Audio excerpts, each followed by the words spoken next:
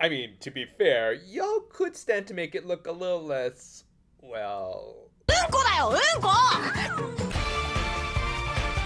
Cold opener for this one featured the fairy partners taking on their humanoid forms, which of course is nothing new for the series, except for the fact that they suddenly started talking. Yeah, honestly, an intriguing little teaser that unfortunately is not really a thing. Not this time. No, not this time. It's totally made up. Pure fiction. I mean, yeah, it would kind of play out like this, but not really, and moreover, the fairies aren't really going to be the main focus of this episode, but I guess they'd have to push them a little harder for reasons we'd see in the episode proper, where they will act as important components to a new plot device. One we'd even see little hints of through some changes to the opening, with Majora Roxanne's cookbook now being prominently featured. And with it being the first thing we see in the episode proper, it was kind of obvious that it was meant to be a toy to sell. Though surprisingly, I think it's one of the more reasonably priced toys that I've seen on eBay so far. But yeah, as such, it was going to be a prominent MacGuffin for this part of the series, as they were going to try to undo the previous queen's curse, which based on the Eternal Frog curse, yeah, that would require a little elbow grease. In this case, they had to get Hana to eat her veggies, which you might laugh at first, but you try and deal with these little brats. Okay, but seriously, I think it's a pretty decent conflict and goal in the context of this show, as they would have to deal with it in some interesting ways. And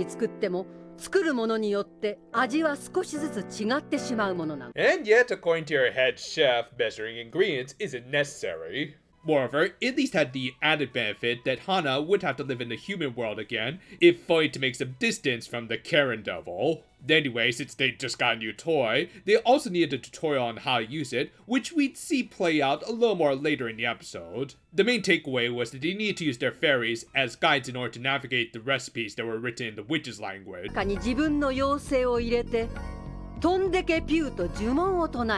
Okay, that's just blatant false advertising, considering that most Bandai toys like this Idol Precure mic or the Delta Gear pretty much only really need you to yell into them.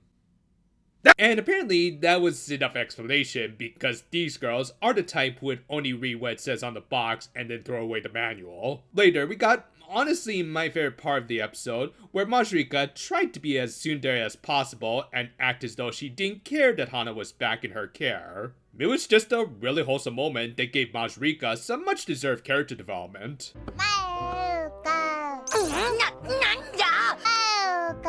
Actually, I think she's talking about a certain Chinese healing waifu, though really everyone's talking about her. However, the reunion started off on a low note when Hana refused to eat her hamburger steak with veggies mixed in, which, to be fair, I think carrots would throw off the texture, and onions are more than enough really. Regardless, Hana could remove it all with the little bit of magic she had left, and when they tried again to eat her veggies...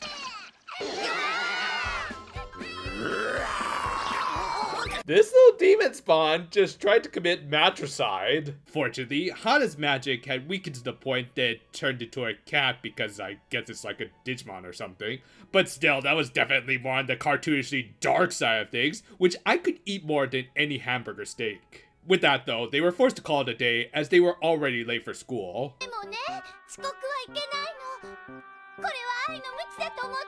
Oh come on, you're not believing them when they said that a lion ate their homework? It's just an everyday occurrence.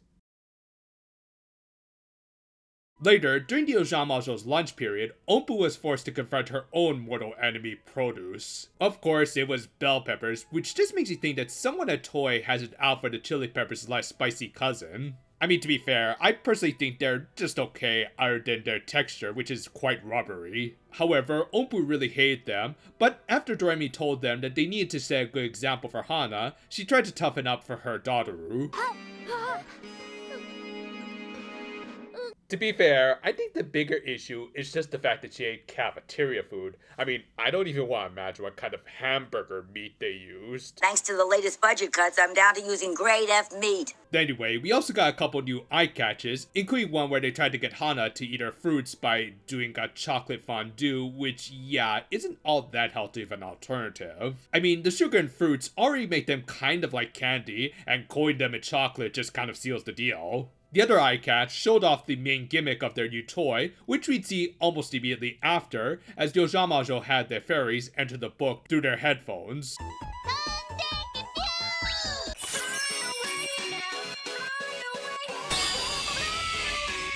really great to have the series back, by the way. But yeah, this is how the fairies were actually given their ability to speak, rather than it just kind of happening out of nowhere like in the cold opener. Still, it was interesting to hear the original 3 fairies talk, and make you realize that they also play other characters in the show. Meanwhile, Nini and Roro 前からずっとアンプちゃんと話してみたかったんだ。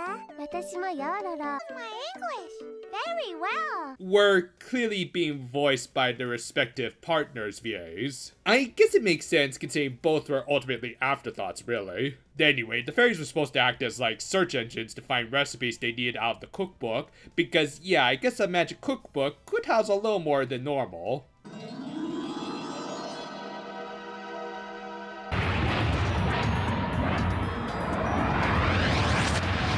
For their first recipe, they figured that pumpkin would be the softest of soft starts because, yeah, that's an insanely easy produce to turn into a dessert because it's pretty much already one. However, I guess the fairies were more like Bing as their initial search results were either not cooking related or written in a completely different language. でもペルシャ語じゃ読めないわ。 No, don't worry. I think we just use Google Translate on it.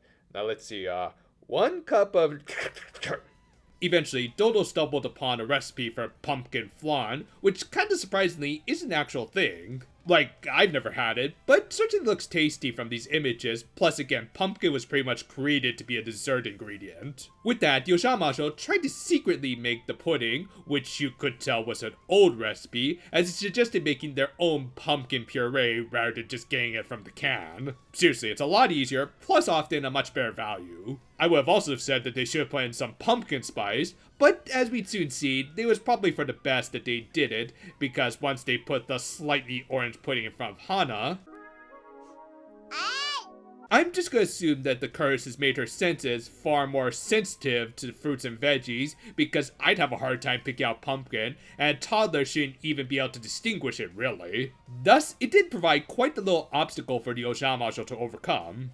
バニラエッセンスを加えたらどうかしら。あ、それいいかも。 You didn't include it in that first batch? Like, just saying, vanilla extract is like the salt of sweet. You need it to enhance the other flavors. So really, this is less a clever solution and more why didn't you put it in the first place kind of deal. Also again, the canned stuff would have saved y'all a lot of time, and it also might have saved them from Hana seeing Aiko slicing up the pumpkin and figuring out what they were doing. They'd probably have to hide the can, but it still would be a little more discreet. But yeah, as a result, Hana again refused to eat what really should have been her first pudding. However, I guess in the show's equivalent of a heroic sacrifice, Ompu saved the day by doing her best Chairman Kaga impersonation. Thus seeing Ompu resist her gag reflexes, Hana relented and ate her pumpkin pudding, which, yeah, call me crazy, but I think Ompu might have gotten the worst of it. Like, being picky aside, a raw bell pepper just straight up tastes like a balloon. With that though, the episode ended with one of Hana's hair ornaments regaining color to symbolize their success for the day. This was a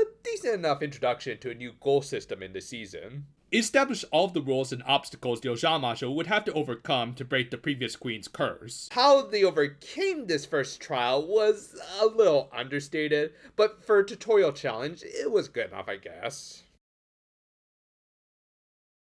At the very least, the concept of getting Hana to eat her veggies is actually kind of intriguing. It makes it so that the Ojamajo do have to come up with workarounds, especially since the curse seems to make Hana extra aware of even the very subtle smell of produce. They explained it all well enough, and even introduced some fun new mechanics like the Gaia library of cookbooks. That said, with so much going on, it didn't leave a lot of time to develop Ompu's conflict, to the point that it couldn't really act as an effective trigger for the climax of the episode. I mean, it wasn't bad, but it also just kind of came and went. Fortunately, her stuff wasn't really the focus, and it was more about the journey of making that pumpkin flan. And combine that with all the other setup in this episode, and it makes for an interesting new starting point for this series. The curse of the Carrion Queen might be quite strong, but it's nowhere near as powerful as the pumpkin spice, which is by far is one of the greatest things on this world, and I will not hear otherwise. Thank you for watching, and if you agree with me that pumpkins make for the best desserts, well, maybe you'll agree with some of our other videos on this channel.